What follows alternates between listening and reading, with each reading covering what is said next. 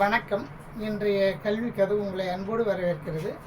இப்போ போன வீடியோவில் நம்ம என்ன பார்த்தோம்னாக்கா, முதல் எழுத்து, மொழிக்கு முதல் எழுத்து என்னென்ன, உயிரெழுத்து, மெய்யெழுத்து. இது மொழிக்கு முதல் எழுத்து. அந்த உயிரெழுத்தில் குறில் நெடில் எப்படின்னு பார்த்தோம். அப்போ இந்த மெய்யெழுத்து 18, உயிரெழுத்து 12 சேர்ந்து மொழிக்கு முதல்ல வருது. அதை பார்த்தோம் இல்லைங்களா, போன வீடியோவில் பார்த்தோம். இப்போ இந்த வீடியோ பாருங்கள். சுட்டெழுத்து, இது சுட்டெழுத்து. சுட்டெழுத்துனா என்ன?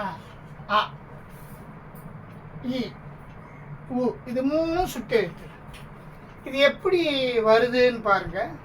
இந்த சுட்டெழுத்து சுட்டு பெயர்னு சொல்லுவாங்க. சுட்டு பெயர் எப்படி? சுட்டு பெயர், அந்த ஆ என்பது அவன், இ என்பது இவன், உ என்பது உவன். அவன், இவன், உவன். சரி, அவன் என்பது தூரத்தில் இருக்கிறவங்கள சொல்லுவாங்க அவன். இவன் என்பது கொஞ்சம் கிட்ட, கொஞ்சம் அண்மையில் இருக்கிற கிட்ட இருக்கிறவங்கள சொல்லுவாங்க. உவன் என்பது இந்த தூரத்துக்கும் கொஞ்சம் கிட்ட இருக்கிறவங்களுக்கும் இடைப்பட்ட தூரத்தில் இருக்கிறது உவன்னு சொல்லுவாங்க. அப்போ அவன் என்பது ஆண்பாலுக்கு, இப்போ அவள் என்பது பெண்பாலுக்கு. அவள், இவள், உவள்.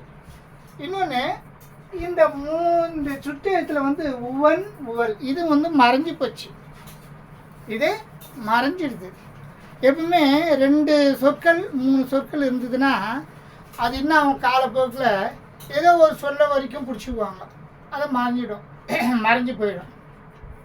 உதாரணத்துக்கு சில பேருக்கு இயற்பெயர் இருக்கும், புனைப்பெயர் ஒன்று வச்சுக்குவாங்க. அந்த இயற்பெயரே மறைஞ்சு போயிடும், சொன்னால் தான் தெரியும். அதுபோல் இயற்பெயரே, இப்போ சுரதாவுக்கு ராஜகோபாலன் இயற்பெயர். அந்த இயற்பெயரே என்ன ஆயிடுது? மறைஞ்சு போயிடுச்சு. இப்போ சுரதான்ற பேர் தான் நிலைச்சிருக்குது. அதுபோல் 2 3 இருந்தால் மறைஞ்சிடும். சரி, இப்போ பாருங்கள்.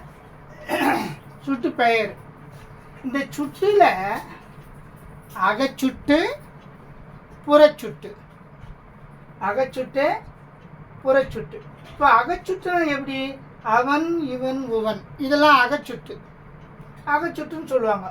இப்போ புறச்சுட்டுனா இந்த சொற்களுக்கு இதை பிரிச்சோம்னா அப்பையன், ஆ கூட்டல் பையன், இப்பையன், ஈ கூட்டல் பையன், ஆ கூட்டல் பையன், ஈ கூட்டல் பையன், உப்பையன், ஊ கூட்டல் பையன். பிரிஞ்சு வரும். புறம் அகம்னா ஒன்றோடு ஒன்று அதுலேயே சேர்ந்துடும். இதில் பிரிஞ்சு வருது. அப்போ இது என்னது? புறச்சுட்டு. அப்பையன், அப்பையனா தூரத்தில் இருக்கிறவன், இப்பையன்னா தூரத்துக்கு கொஞ்சம் கிட்ட இருக்கிறவன், உப்பையன்னா இடைப்பட்ட தூரம், இடைப்பட்ட தூரம். அப்போ இதில் நம்மளுக்கு இன்னொன்று அவ்விடம். ஆக்கு அவ்விடம், ஈக்கு இவ்விடம், ஈக்கு இவ்விடம், ஊக்கு உவ்விடம் இப்படின்னு சொல்லுவாங்க. அந்த இடம், இந்த இடம், அது 2க்கும் இடைப்பட்ட இடம். அப்போ நல்லா பார்த்துங்க. தமிழ் இலக்கணத்தை நம்ம என்ன பண்ணலாம்? முறையாக போயிடலாம். முறையாக போயிட்டு அப்புறம் டிஎன்பிஎஸ்சிக்கு அது எப்படி குரூப் 4, குரூப் 2, குரூப் 1 அதுக்கு எப்படி நம்ம பண்ணுறது அப்படின்னு சொல்லிட்டு நம்ம இதுலேருந்தே பார்த்துக்கலாம்.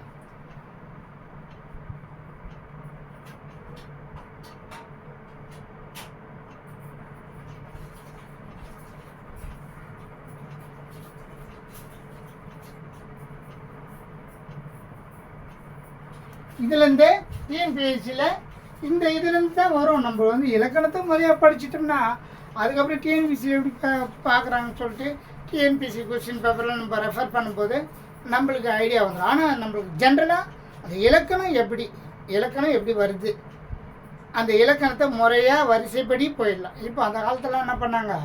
ஒரு தமிழ் புலவராண்டு போய் கல்வி பயின்றாங்க. அவர் என்ன பண்ணார்? சங்க இலக்கியத்தெல்லாம் மனப்பாடம் பண்ணு, திருக்குறளை மனப்பாடம் பண்ணு, எழுத்து, சொல், பொருள், யாப்பு யாப்புக்கு என்னென்ன தேவை இதெல்லாம் நல்லா சொல்லி கொடுத்துருவார். இப்போ என்ன பண்ணுறோம், டிகிரின்னு சொல்லிட்டு நிறைய இலக்கியங்கள் அது இது போட்டு 3 வருஷம் 1 வருஷத்தில் அவ்வளோ பாட புத்தகம். அப்போது அந்த பாட புத்தகம் ஓரளவுக்கு அப்படி எழுதும்போதுன்னா பாஸ். இன்னொரு 2வது வருஷம் அப்போது ஒவ்வொரு வருஷமும் நிறைய புத்தகம். ஆனால் நம்ம நிறைய புத்தகங்களும் படிச்சுட்டு ஒரு தெளிவான இது இருக்குமானா கொஞ்சம் கஷ்டம். அப்புறம் படித்து டெய்லியெலாம் வாங்கிட்டு பிறகு திரும்ப நம்ம படித்து நம்ம தக்க வச்சுக்கிட்டா தான் நம்மளுக்கு அந்த திறமை தெரியும். அப்போ இதில் பாருங்கள், சுட்டெழுத்து. சுட்டெழுத்தில் நீங்கள் நல்லா தெரிஞ்சுங்க. ஆ இ உ இதுதான் சுட்டெழுத்து. இந்த ஆ இ உன்னு அவன் இவன் உவன் அவள் இவள் உவன் இதை அப்படியே கொஞ்சம் பாருங்கள், கொஞ்சம் அப்படியே பாருங்கள். தினமும் என்ன பண்ணலாம், இதை கொஞ்சம் எழுதி வச்சு கூட நீங்கள் பார்க்கலாம். எழுதி வச்சுட்டு கூட நீங்கள் இதெல்லாம் அப்படியே படித்து பார்க்கலாம்.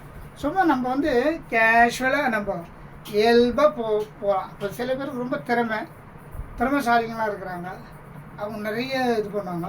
இப்போ நம்மளுக்கு திறமை குறைவாக இருக்கிறவங்களாம் என்ன பண்ணலாம், மெதுவாக போனால் நமக்கு எல்லாமே மனதில் பதிஞ்சிடும். நினைத்து பார்க்கணும் அடிக்கடி. இதெல்லாம் அப்படியே நினச்சி பார்க்கணும். முதல் பாடம் 2வது பாடம் அப்படியே நினச்சி பார்க்கணும். இதிலேருந்து எப்படி கேள்வி வருது அப்படின்னு சொல்லிட்டு பார்த்தோம்னா டிஎன்பிசி கொஸ்டின்னு அதுக்கப்புறம் பார்க்கலாம். இது எப்படி கேள்வி கேட்குறோம், இதை நம்ம வந்து ஒரு தெளிவாக பார்த்துக்கிறோம். இதை நம்மள என்ன குழப்பி கேட்பாங்க, குழப்பி மாற்றி கேட்பாங்க. அதை நம்ம அதுக்கேற்ற அப்படி நம்ம தயார் பண்ணிக்கலாம். சரியா? இப்போ நீங்கள் இந்த கல்வி கதவு சேனலில் தொடர்ந்து இது போல் வீடியோ போடுறேன், நீங்கள் நல்லா பாருங்கள். உங்களுக்கு சந்தேகம் என்ன கேளுங்க, சப்ஸ்கிரைப் பண்ணுங்கள், பெல் பட்டனை எடுத்துங்க. உங்களுக்கு மீண்டும் இந்த வீடியோ போட்டுக்கிட்டே இருக்கேன். நன்றி, வணக்கம்.